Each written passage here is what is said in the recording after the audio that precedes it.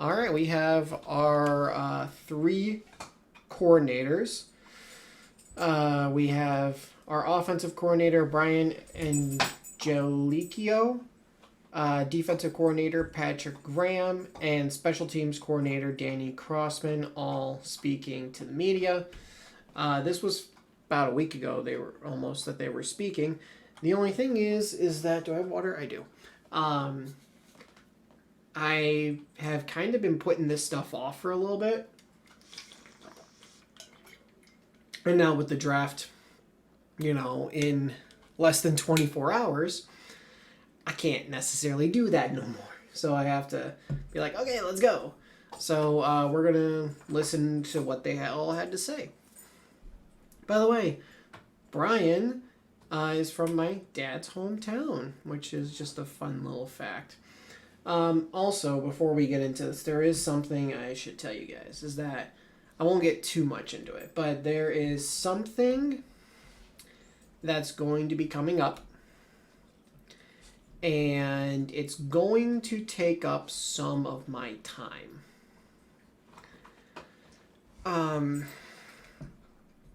It's, kind of just in the works right now, so I won't give it away. Don't know if or how it'll affect the channel and even my main channel. I'll try to have it not affect them at all, but we'll see what happens. So just warning, if shit happens and I'm not making videos, there's a reason for it, and I will hopefully get into that at some point. But let's get into this. What went into it, the hire from Mike, and can you kind of take us through when he reached out to you and how that process went? Yeah, it was, organic process, obviously. Things happen fast in this business, and I was obviously very excited when, Coach had called me and having the opportunity to come down and visit, and certainly blessed with the opportunity. Brian, Jeff Hathorn from KDK Radio. How we doing, Jeff? How are you? Good. Welcome back. Yeah, it's good to be back. What do you take from your time from Minnesota that you kind of bring since the last time you worked with Mike? Yeah, it's interesting. I think, 2018, obviously, Coach went off to Dallas, had great success, and then I had a couple more stops than he had after that. But, Minnesota was a great experience for me. It's a great organization, and, it was a fun time. Kevin and I had worked together 2 other times, so it was fun to get back with him and, see him grow that program up there. Hey Brian, Mike Pursuta from DVE. How you doing? Is there something they know in Minnesota about quarterback play, and did you leave smarter than when you got there, or is there a secret sauce? Well, I think you got to have good players. It helps when you got Justin Jefferson, but no, I think it's like with everyone. You're just trying to develop a scheme and that is quarterback friendly. And you'll hear Coach McCarthy say this all the time, and this is Coach's philosophy. Everything goes through the quarterback, and like it will here, and like it has when through Coach McCarthy's entire time of coaching, and that's really all that it is. And you try to get concepts that they're comfortable with, and that's Coach McCarthy will say it, if the quarterback's not comfortable with something, then we're not going to do it, because it doesn't matter what the plays are. It's about the training of the quarterback and the comfort level. Ryan, Chris Halleck with DK Pittsburgh Sports. We've heard from Mike and his perspective. I want to get yours on the dynamic relationship between you and Mike, with him being the play caller. Obviously, offensive coordinators oftentimes are the play caller, but can you just go into that dynamic, how it's going to work between you two throughout the week and then on Sunday? Sure. Obviously Mike will call the plays, and then, he'll be involved in the meetings as much as he can. And, there's not something that we don't do as an offense that, Mike hasn't, got in front of him at some point. We'll obviously forge on, make decisions, and, he'll be aware of the decisions we made. And if they're decisions that he's not comfortable with, or he sees a different way, we'll obviously work together to get the best results, and that's really what you want on any offensive staff. Right, and you mentioned quarterback-friendly scheme and everything, starting with the quarterbacks, got to be comfortable with it. With that in mind, how significant is it to have your quarterback here for the spring OTAs, especially with, Aaron still not really sure what he's going to do? Yeah, I think, with all our players, anytime you get an opportunity to get all the positions out there working together, you feel good about that. I think that's important for everyone. And, obviously the quarterbacks, receivers, the perimeter, I mean, that all plays into it, just like the line. The line's got to work with their combination blocks, their line calls, their communication. So it's for all the players. Brian, Chris Carter, Pittsburgh Post-Gazette. You have a big background as being a tight ends coach on top of what you've done in your history. What excites you about this tight ends room and the uniqueness that Pat? Yeah, no, they're a great group. They can do both. I think in this league, you have to have the ability to run block and certainly catch the ball. And I know, certainly Pat's had a lot of success doing that here. And Darnell, Darnell coming out of Georgia, he was an athletic, I remember everybody remembers the play when he hurdled the guy on the sideline. So he's athletic. You saw him in the red zone last year. They did a great job. Aaron trusted him to go up and get the ball. I think where the league's at, the more flexible and more job responsibilities those tight ends can have, whether they're in pass protection as the sixth protector in your scat in the back out, or whether they're releasing on a route in the passing game or the play passes. That gives you the flexibility for the defense, so you're not just, when this guy's in, they're doing that. And I think we're blessed with those two, with those opportunities. Brian, Paul Marchand with College and Pro. Kind of piggybacking on what Chris said in terms of the tight end. What do you think, when you first got hired, you went over the roster, I mean, what are you most excited about, maybe as an offensive unit, running back, receiver, tight end, that you're like, wow, we're really gifted? Honestly, from afar, you'd get crossover tape and whatnot, and then having a chance to watch the tape. I'm excited about everybody. There's talent. The perimeter. The tight ends, the line, the runners. There's been a lot of success. We got Will as a young quarterback to develop. I mean, I'm just excited about the whole offense. And once we get on the grass, and Monday we'll start, at a low volume, just to see what the guys can do, and then ultimately we'll try to put them in the best position as we build the offense and move forward where they can succeed. But I'm excited about the group. Brian, Chris Adamski with Tribune Review. There's been stories from people that work with you in the past about your work ethic and you might come in early, that type of thing, sleep places at the office or whatever. Is that just part of your personality? Is that is that competitiveness out of you? What kind of pushes you to spend so much time and want to? Yeah, I mean, I think, I'm no different than all the coaches. Honestly, we're all competitive. We all want to win. We understand the nature of the business. We understand we're measured on results. Everybody, you just want to be prepared, and whatever you got to do to be prepared. But I don't think I do anything different than other coaches. We're all just trying to get better, and more importantly, when you do that, you help the players get better, and that's really what our objective is. Brian Benz from Trib Live. Do you have a sense yet in your time since you got here about what you might have on the left side of your line, or do you have a sense yet of how much you might need to add? Yeah, I mean, with all the positions, we got to get the best five out there. Certainly, Sorry if right I'm distracting side, you guys. They My played together arm's a lot cramping last like year. crazy. But with Broderick, we'll get him back and healthy when he can get out there and start rolling. He's been My doing a right great job. arm, Been here, right been in over the here, meetings. is cramping like there's And, no tomorrow. going through with his injury, but we'll see. Obviously Spencer's played a bunch of football. So there's, we have guys that have played football. So we'll just see where that thing goes as we progress through, and ultimately training camp is when a lot of those things will take shape. Brian, Rich Walsh from CBS KDK Pittsburgh. How much input do you have this week, and what's the draft process like for you?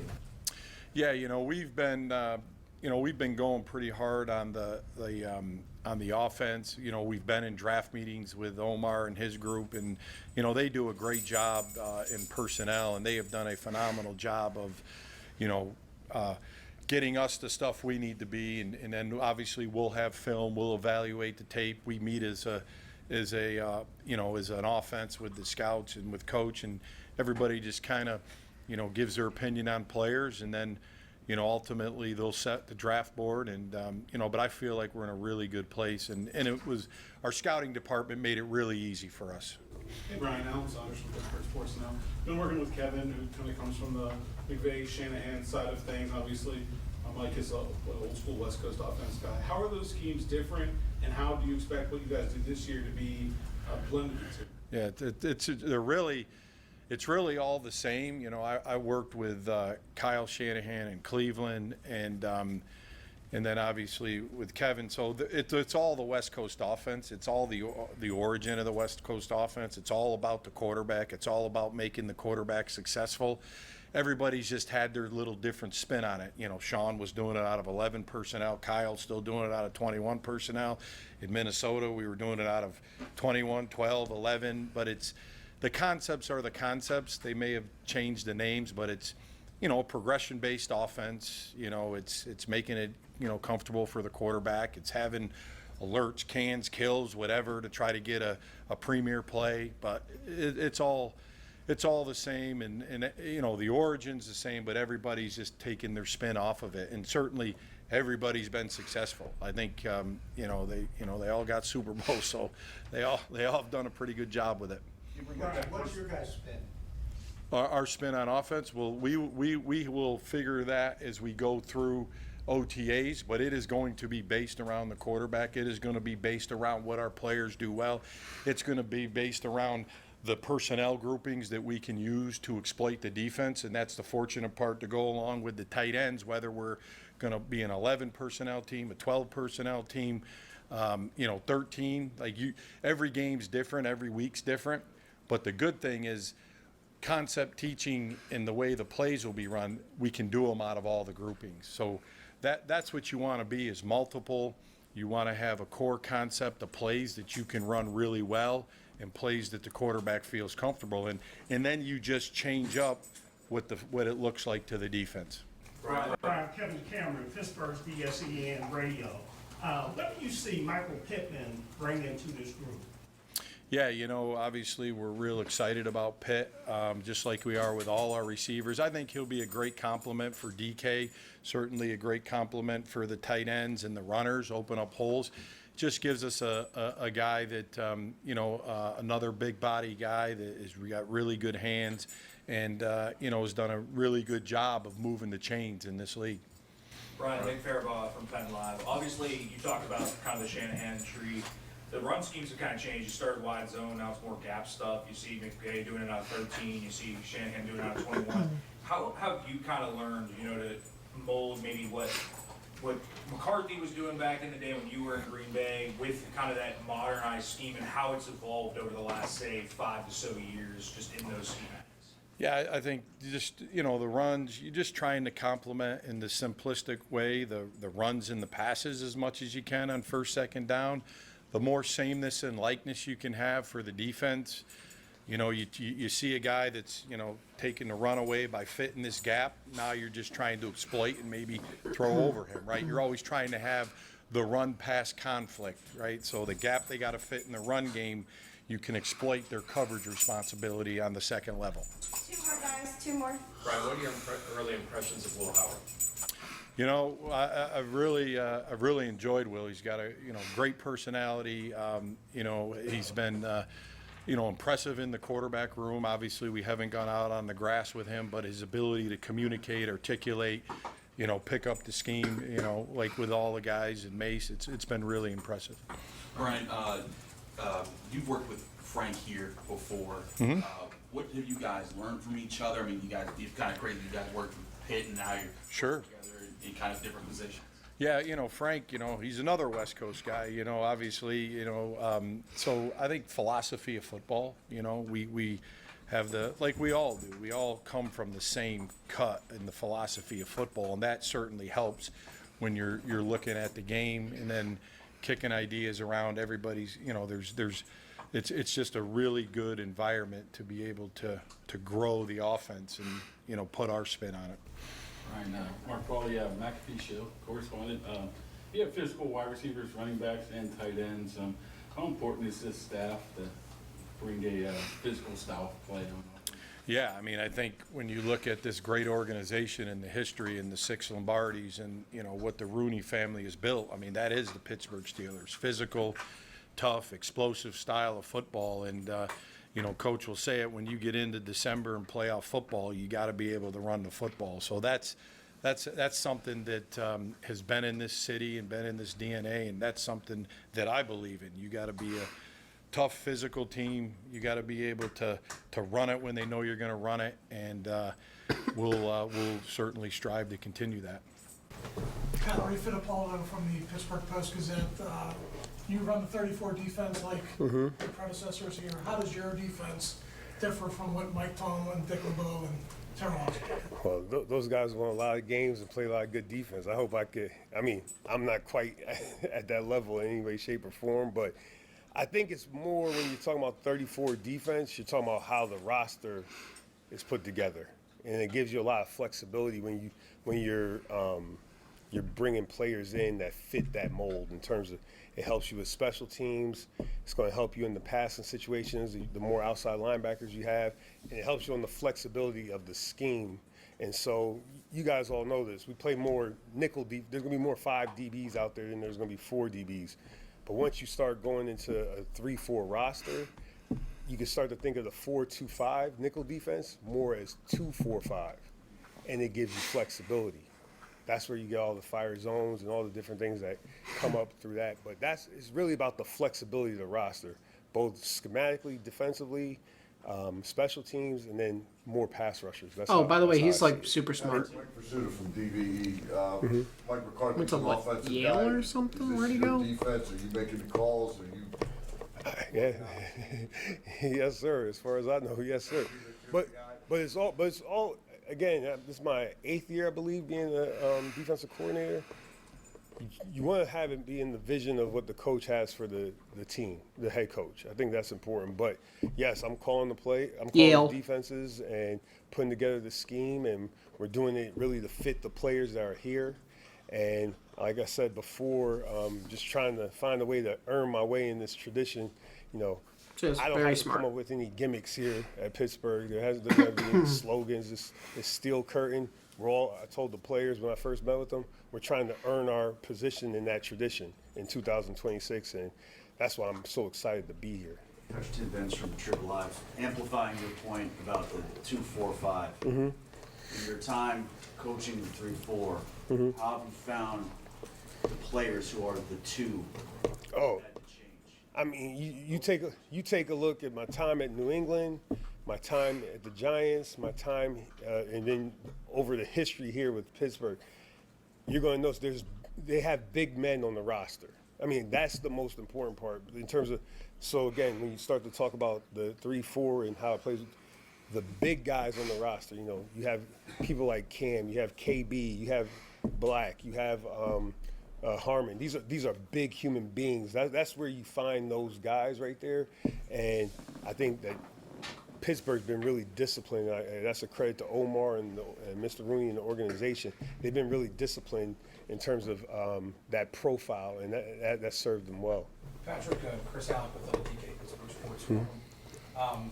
The inside linebacker position, how has that evolved to where it is in 2026? Because it used to be like guys who just be able to run around, just racking tackles. Then they need to be athletic. Now the league's starting to run the football a little bit more. And how can your scheme make their job the easiest it can possibly be to do their job? So I'll start with the first one. The position, the size of the player definitely has changed, I think.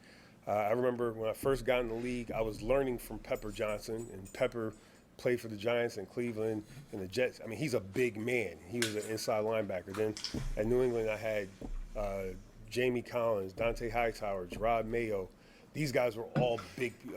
If they walked in here now, you would think they were defensive ends. That's how big they were.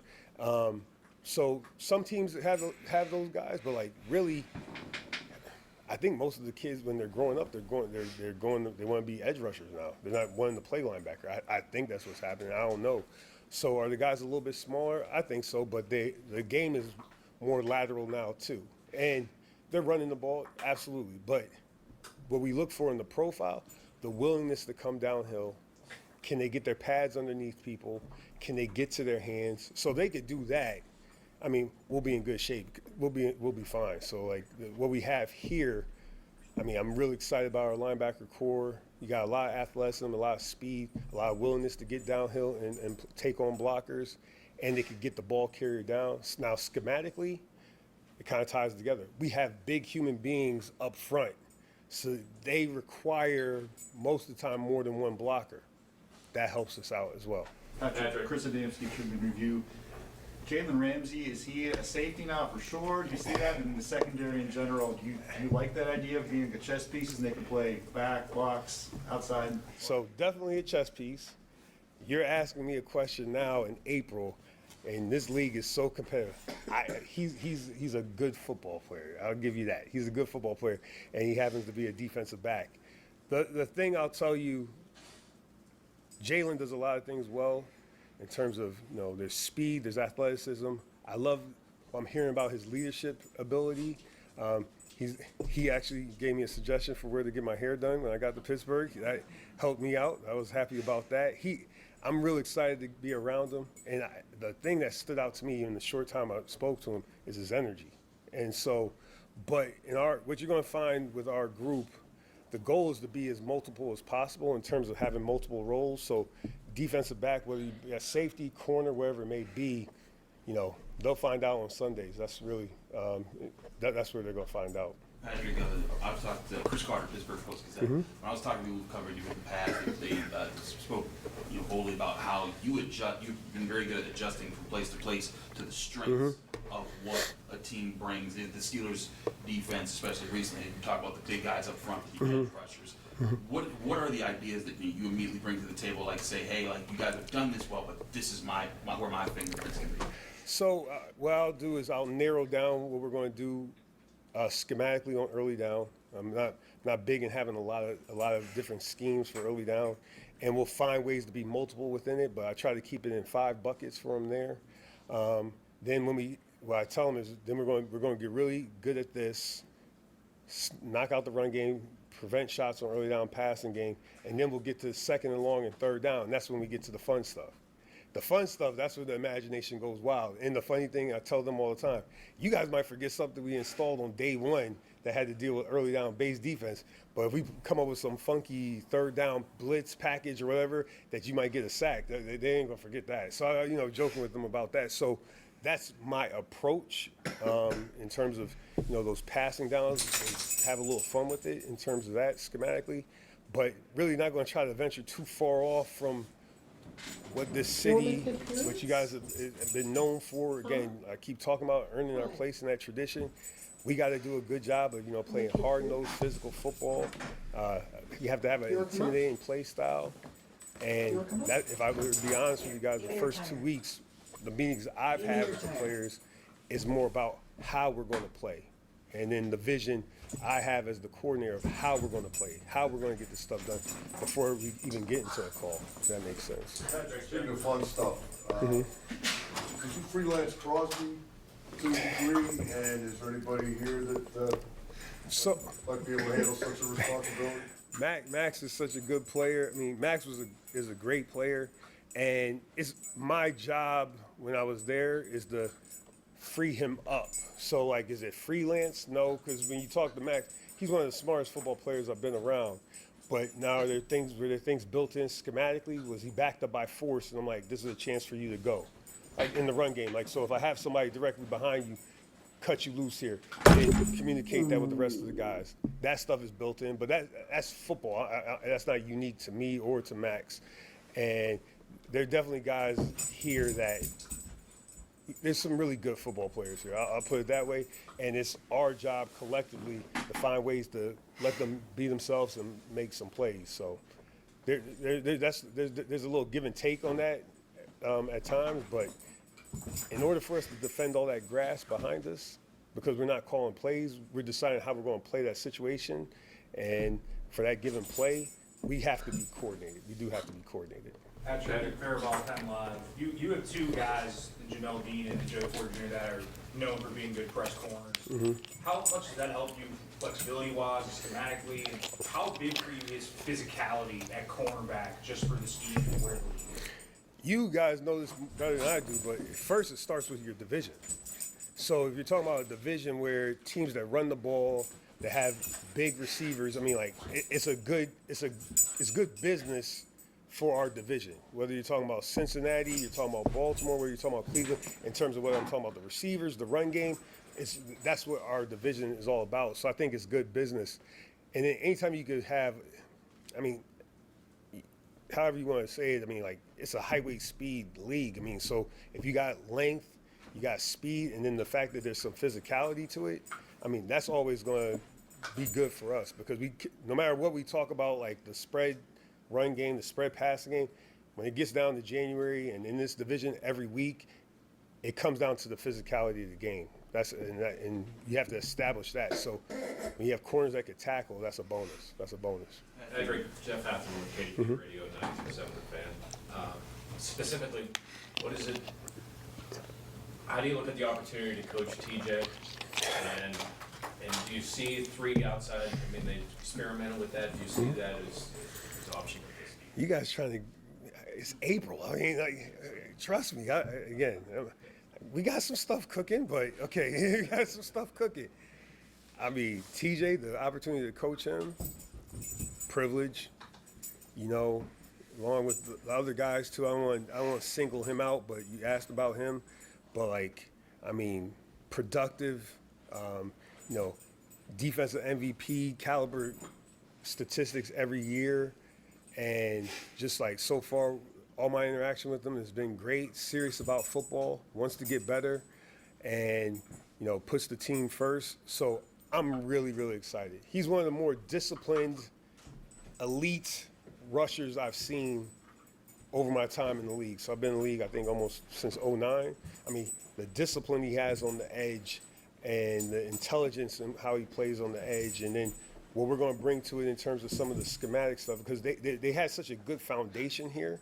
Because, again, Coach Tomlin, TA, like Denzel, I mean, I knew all these guys. And, you know, one of my best football days of my life was meeting with Coach Tomlin for 8 hours and talking football. So there's a foundation established here, and he's part of that. And, you know, we're all trying to earn our place in it this year. So. Patrick, can I provide Pittsburgh Sports now? Yep. I don't think there are a lot of NFL defensive coordinators with a sociology. No! Yeah. No, Ollie peed in my office.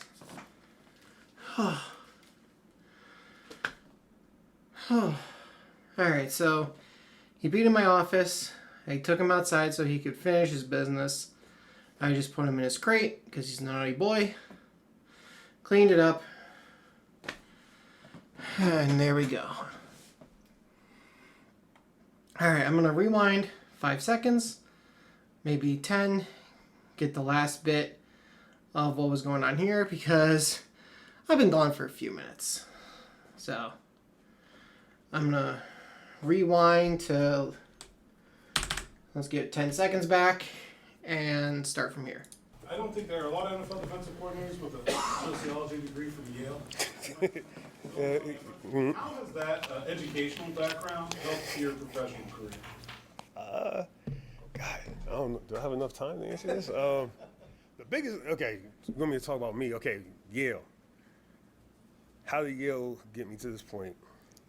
If you were around my circle of friends and my roommates, I'm talking about from 18 to 22, you couldn't, in terms of how quick you had to be, whether you were joking around or you were having a real discussion, the terms of how they raised the level of where you had to be, like with just your conversation, with your jokes and everything in a room. I mean, I went to school and some of my best friends, they're still my best friends to this day. I mean, Terrence Jones, he's a judge in California. You know, Ugo Ude, he's an executive at a big time firm in New York. These men, they really shaped me. These are my brothers, my roommate, Arian Cobham.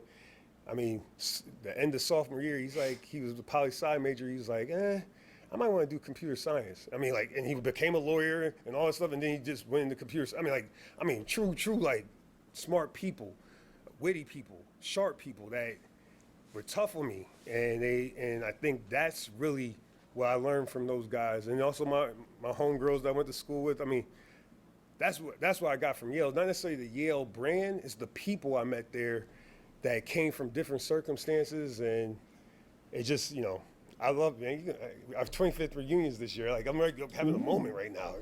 Defensive coordinator for the Steelers. I'm thinking about these people. Kobe Sanders. Wow. Okay. Next question, man. You didn't put that on the sheet. Damn.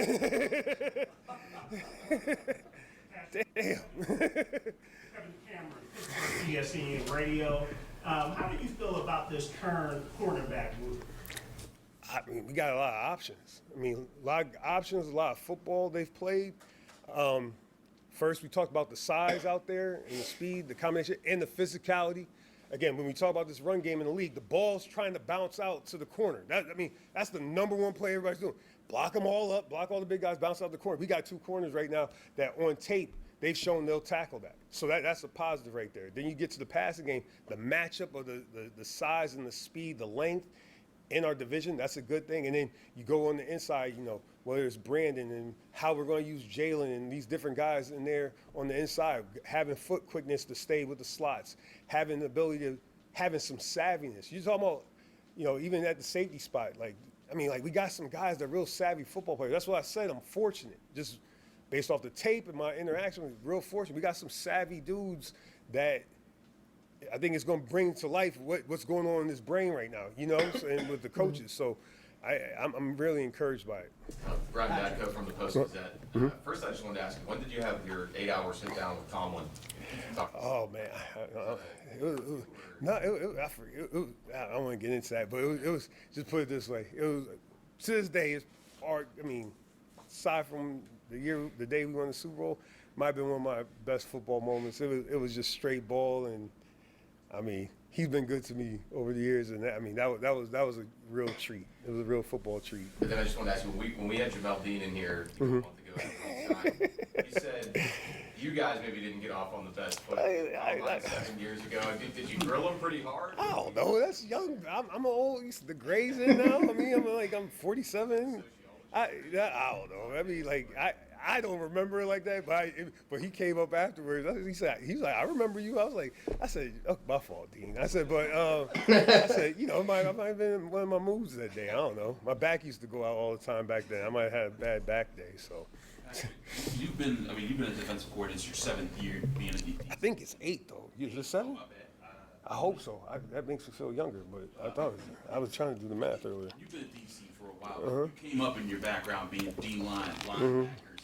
How involved were you in the picking of Jason and Joe to work with the secondary, and how do they complement you well as DB specialists that can help you with that? So I met those men in Green Bay.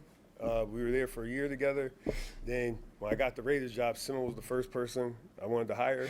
And then Simo left and went to Washington. And you talk about 2 years away from him, I miss him. And so, like, to me, Jason Simmons, this is how I would describe him. He's one of the most, he's one of the smartest men on the field, off the field that I know. I would say he is a real principled human being. He's a pleasure to be around. You know, Joe calls him Good-O because he's such a good person. He's really like one of the best people I've ever met in my life. And he's really smart and understands the secondary. He understands how it ties together with the front. That's the benefit for me of him having a clear understanding of how it all ties together.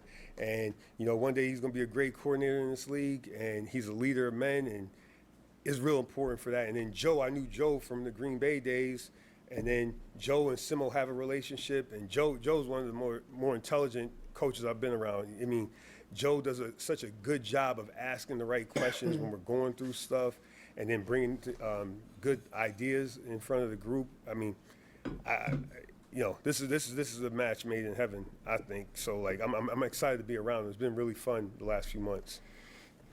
Yep. Two more. College and pro. You mentioned the energy that you got from Jalen. Mhm. Talked about the intensity or the discipline.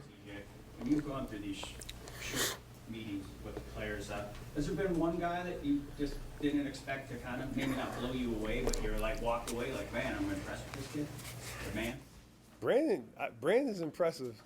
I mean, I mess with Brandon already. I mean, I don't even know if I've expressed that to him, but in the meeting room, I lock eyes with him a lot of times, and him, Deshaun. I meant not to single anybody out, but like I would say, I'm gonna say I'm real impressed with him and how he goes about his business, and I like his energy in the meeting room. It's been fun talking football with him, asking him questions in front of the group. That's been really cool.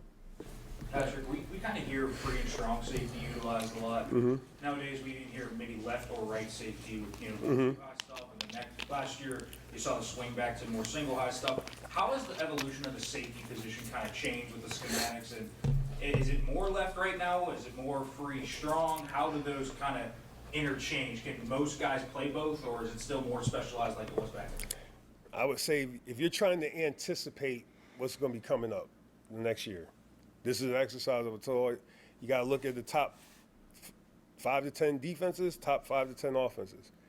Again, you probably heard it in every press conference in here before. It's a copycat league. The trend goes based on what did everybody do well last year. What did everybody do well last year? So you look at Seattle right now. They had 2 corners back there that are playing safety. I had Jay Love at the Giants. So the split safety look, whether it's right and left, and then based on how your roster is, you got to do what's best for the team and for the group, for the scheme. If the quarterback doesn't know what his role is, it makes it harder on the quarterback. And then when you deploy him from split safety, you're able to hold it. And again, that usually you're able to do that if you're good up front. And so that's probably where everything's going to go, I would think, or try to go. But not every roster is built the same. So, okay, I could try to play split safety like this if that's what we wanted to do. But like, if I got a guy that plays down all the time, I have to do what's best for the guys.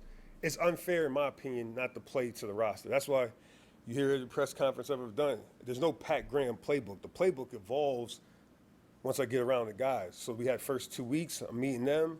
All right, we're building it up. We know what the roster configuration is going to be like, a 3-4 roster configuration. There's going to be sprinkles of that, sprinkles of 4 down. But the playbook evolves based on me getting to know the players.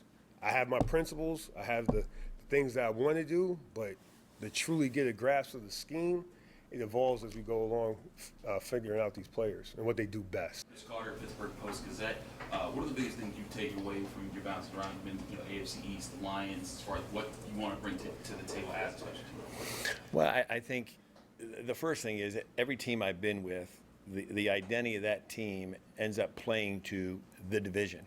Because the ultimate goal is you want to win. Easiest way to win and get in the playoffs is win the division. So, when I've been in some of those, the NFC South and, in Carolina, in Miami, speed, athleticism, that was the way the game was played. Detroit in the North, Buffalo, because of the city and playing in the elements, the team was built more to play in that type of situation. So the good thing is about this team, one thing you're not going to have to bring is the element of toughness. The element of toughness has been the Pittsburgh Steelers since I was a kid. So, and that's the starting point to playing good football, and especially to be able to get where we really want to get to, which is winning games and getting to the playoffs, and then ultimately, put the 7th up there on that second floor that I get to walk by every day. So, toughness, discipline, smart football is what we're going to try and play in the kicking game. Danny, Jeff Hathorn, KDK Radio 93.7 fan, welcome. Thank you. Have you talked to, I know personnel changes, have you talked to Skoranek or a couple of the guys that have been around for a couple of years? Yeah, we've been in meetings, obviously, here in Phase 1, so we've had the players, for the last couple of weeks, and, there's a lot of outstanding young men that, who have had success, and then there is, in my opinion, there's a lot of good young men that, there's going to be nothing ahead but great opportunities for them to be successful. So, the one good thing about a clean slate for both as a coach and as a player, there's no roles have been defined for anybody. You know, those guys are going to determine and they're going to identify and they're going to show us what their roles are going to be. And then, you know, my philosophy is to everything is, you know, once you establish your role, excel in that role until it changes. You know, I've had guys that have been two-phase players in week 1, they're four-phase players in week 6, and by week 12, I don't get them because they're playing 65 plays on offense or defense. So, you know, those roles change, but whatever your role is daily or weekly, you know, excel in that role and don't worry about the rest of it. So I don't worry about the past, I'm worried about the present. So getting better every day with every single guy we have, I don't care who it is, whoever Mike and Omar and the organization puts in my room, we're going to coach the daylights out of them and try and get them better. Danny, Tim Bench from Trib Live. I guess from an organizational aspect, whether it's Andy, Omar, like the staff, how much information have they sought from you, opinions have they sought from you about the special teams aspects of players going into the draft? How much have you given? And specifically, I guess I'm asking about return qualities for potential wide receivers. Yeah. Well, we've been in draft meetings for the last couple of weeks. You know, we talk about a lot of players. I give input on every guy that I've looked at, and it's a lot of guys. But at the end of the day, you know, I give information, I give opinions. Omar, Mike, and the rest of the organization, they'll make those decisions. And I've always said I'll be happy with whoever they give us. And we're going to coach whoever they give us. But there are some guys, you know, return guys in the draft that I think have some upside. So we'll see what happens here in a week. Danny, Nick Faribault, Ben Live. Obviously, you guys go out and sign Cam at punter. How do you kind of view him and specifically potentially setting up a battle there if you want to add that? You know, I think everything's a battle. We haven't been on the grass for one thing yet. You know, we obviously haven't put the pads on. We haven't played a preseason game. You know, we haven't played a game. So, you know, that evaluation process to everything, every position, I think is going to be an ongoing thing. You know, just like, you know, talent acquisition. You know, we got the team, then you have free agency, then you'll have the draft. Then there's always trades. There's cut down at the end of training camp. So there's, you know, everything's a constant flow of adding, subtracting. Sometimes it's by choice. Other times it's, you know, you have injuries. So I always do everything with an open mind. You know, we've had guys that show up on Tuesday or Wednesday and they're playing 30 plays for me on Sunday. So, you know, every day we're just trying to get everybody that we have better. Danny Breinbacker from the Post-Gazette. I know you were with Miami in '24. I was just curious, what did you do last season? Were you kind of watching from afar? Were you studying from afar? Can you take us into what your process was? You know what? It was a great learning where you're not squeezed on the element of having a game on Sunday at 1:02 the following week, where you're able to spend a lot more time looking around of what's happening around the league. You're allowed to look around and see what's happening in college football. And then I was fortunate enough, you know, I know a lot of people outside of football that have been successful, whether it be in other sports or business, to be able to spend time with those people to find out, you know, how they motivate groups, how they motivate their hierarchy, you know, their upper level management, you know, the day-to-day workers. So being able to spend time and look at how to get everybody better from a communication standpoint, from a ability for me to maybe be a better listener. So all those things, it was a good year to enjoy it.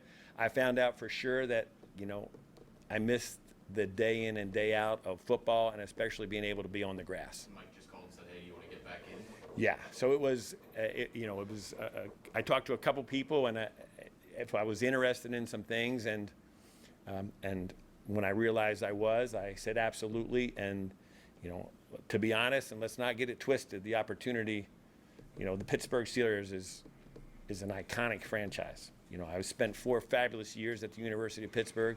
It's a wonderful city. I love it. I've had great experiences at the other 4 teams I've been at in my 24 years in this league, but, like, make no mistake about it.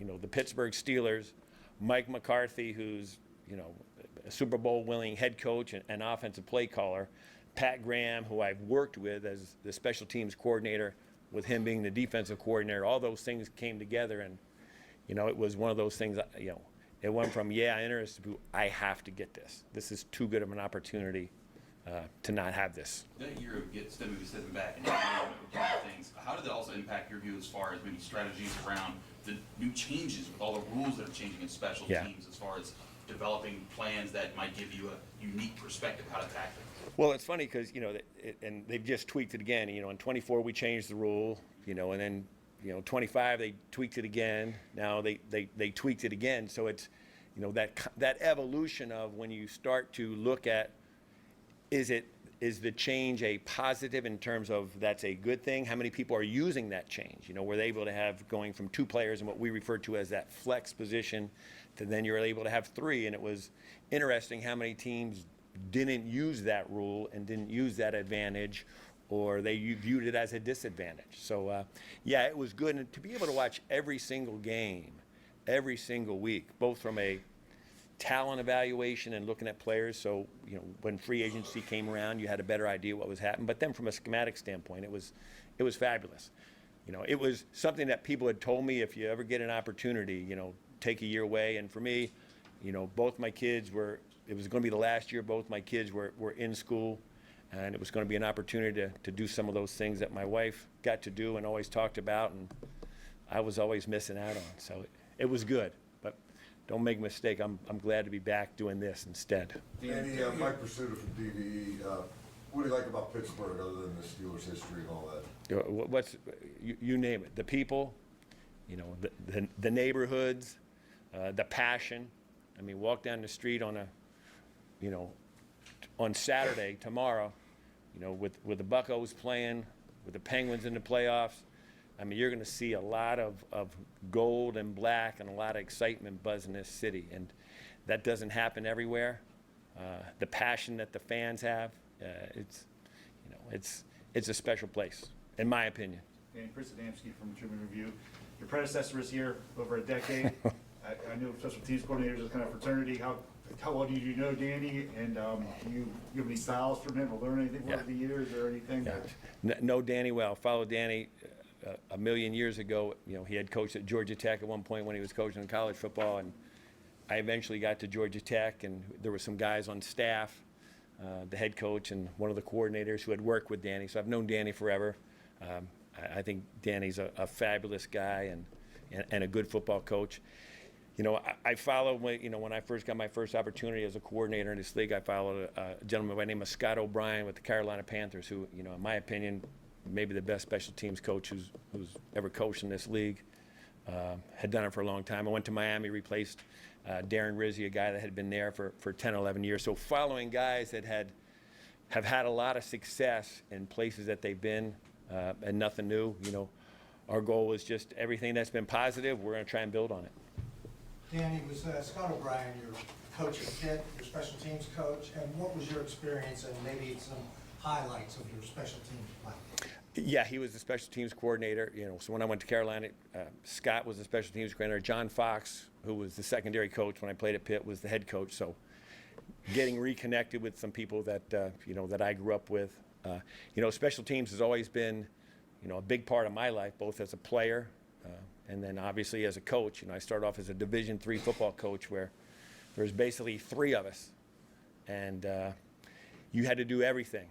So it's something I fell in love with. I loved it as a player and loved it as a coach. I get to put my hands on every single guy on the team.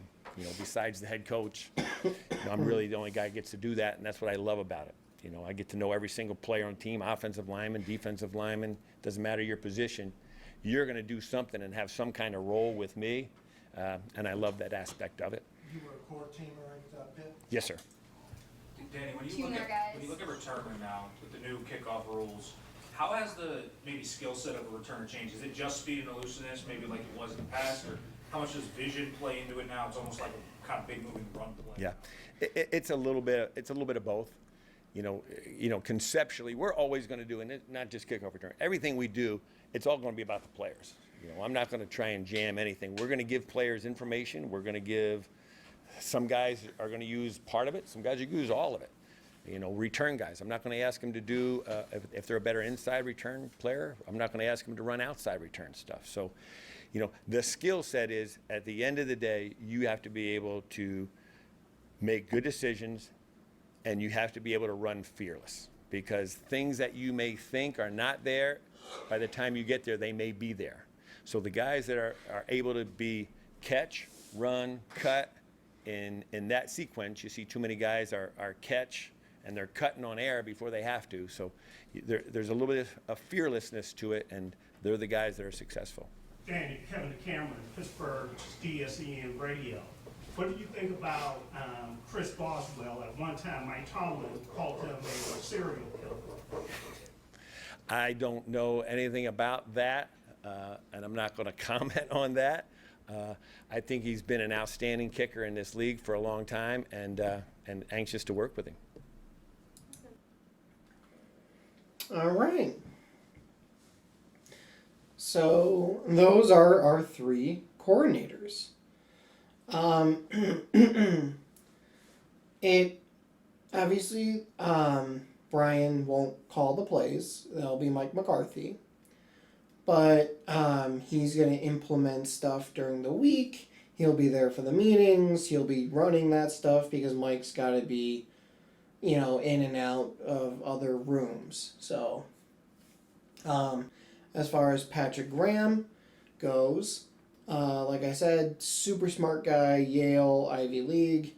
The fact that he's like, I don't have a playbook or a system. Like, I have stuff I want to do, but if the players I have can't do it, why should I make them do it if they're not good at it? So he's going to put them in positions to do what they can do well.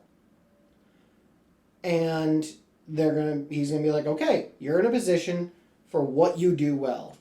Do it. Which hopefully that leads to putting them in good positions to succeed. And then success, hopefully. And then as far as Danny Crossman, again, for him it sounds like, especially like if the guy's good at inside returns, why should I make him go return it outside? Or vice versa, if he's good at returning it outside, why should I make him return it in? Like, why put someone in a position where they're not as good at it? Like, it seems like a simple concept. But that's like, hey, put them in positions to succeed. So, that is it for this video. If you guys did enjoy it, please do leave a like. And if you're new to the channel, hit that subscribe button, turn notifications on. I'll see all you guys in the next video. Thanks for watching.